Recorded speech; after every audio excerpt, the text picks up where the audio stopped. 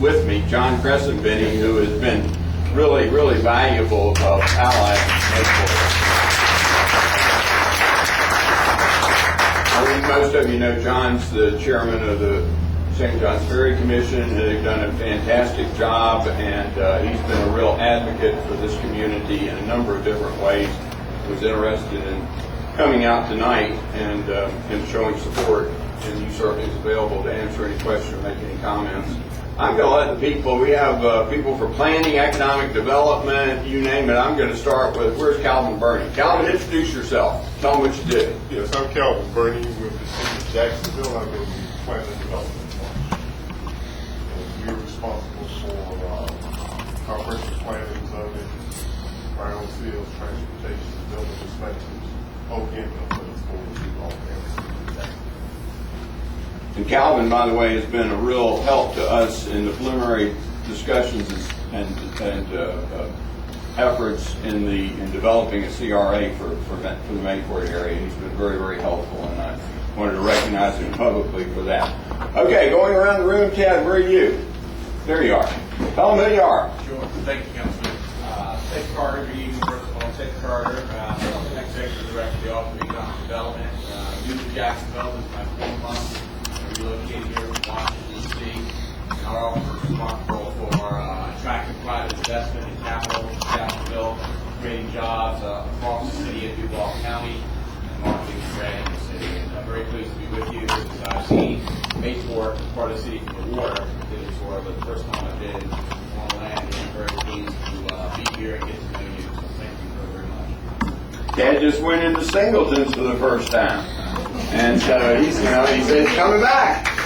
So who else do I have? I've got I'm going to save Paul, because Paul's going to talk a little bit about the CRA. So I'm going to save Paul. Anybody else with the city other than? One over here, Carol. Right. Okay. Karen Nesrell, Office of Economic Development, Right. and I do redevelopment for the city of Jacksonville. Right. I'm sorry, Karen. And Stan, John. Oh, go ahead, Calvin. And Luca Victor. I'm Ed Luca Kovic. I'm in the planning department. I was the project manager out here in the village several years ago. Some of the improvements of the sanitary sewer lines, the overlay zone, some of the things that we've done and accomplished with the partnership. I was the go-to fella and the gopher fella. So, And you're still available, right? I'm still here. Well, you got to talk to this guy.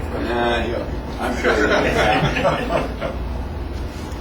Okay, who did I have a couple of distinguished elected officials from the surrounding area that have taken a great interest in Mayport and have continually been supportive. Mayor Harriet Pruitt of Neptune Beach.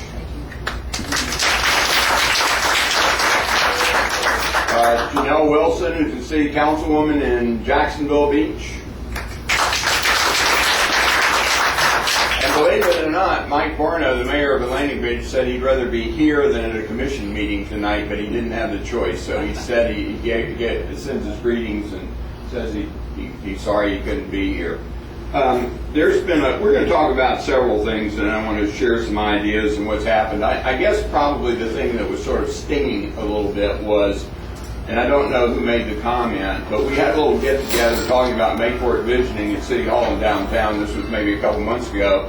And somebody advanced a somewhat cynical observation, which I think was deserved. He said, heck, all we've done for the past umpteen years is sit around and talk about it and have meetings. And I want to share the fact that I, like Sam, have the color hair that we recognize that our time is finite now, and I want to push it as hard as I can for that reason and other reasons. So I want to assure you that what we're going to attempt to do is not just have more meetings and more discussions, and we're going to try and move forward. So what I'm going to do is I'm going to call on Paul Crawford and let Paul talk a little bit about CRAs, because I think there's some misunderstandings that I've heard commentary about what people think they are, what they do, what they don't do.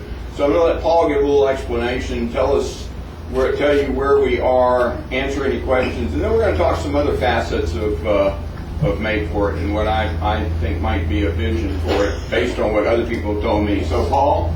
Thank you. Thank you, Councilman Goldberg. Actually, Vice President Goldberg. No, I don't care what you call it. Hey, you. Thank you for coming tonight. I'm sure this is going to be informative for you and as well informative for us. Just a little brief about the Office of Economic Development and how we go ahead and interact with communities like yours. We do it several different ways. We're responsible for job creation throughout the city, but we're also responsible for community redevelopment areas, which are areas that are defined by a geographic boundary and are an area that has been found to have blight or some degradation in its environment.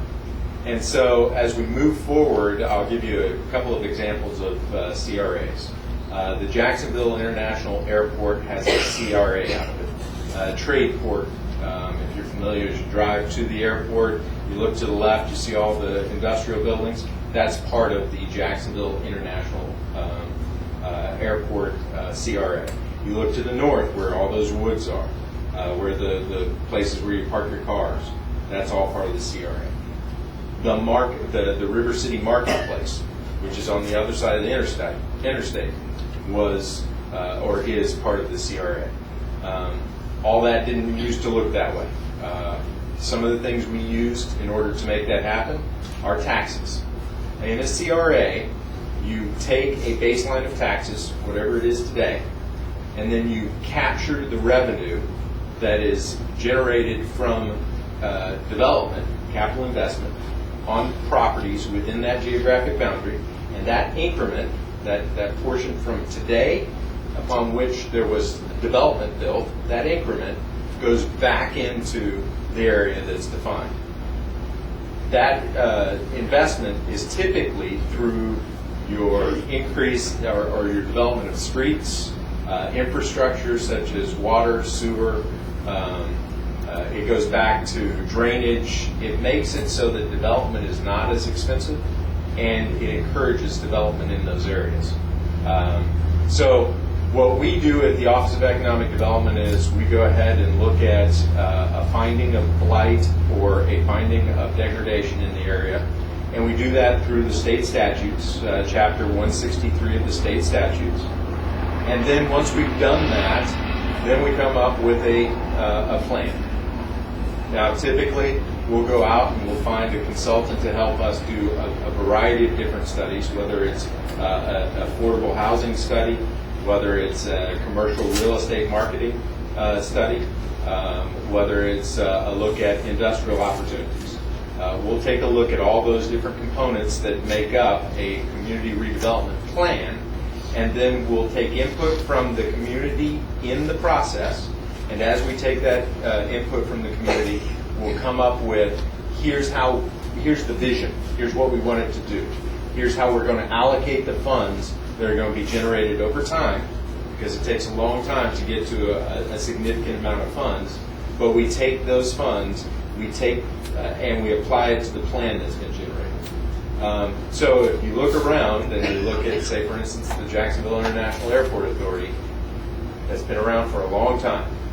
But finally, we had River City Marketplace, that big retail area, that we were able to generate enough funds to plug into that and pledge to the future development of that, infrastructure, roadways, water, sewer, all the things that a development would look for.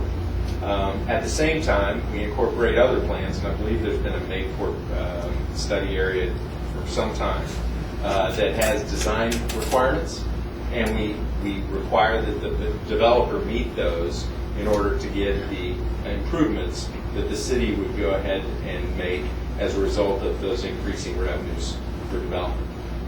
So in a nutshell, that's the mechanism for what we're going to try and do for your area.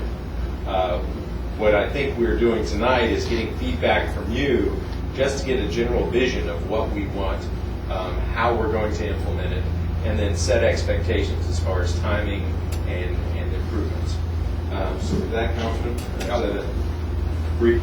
That's good. Don't go away. There may be some questions. This, by the way, in 2002 is a copy of the proposed Mayport CRA finding of necessity and redevelopment plan, which is basically what we need to do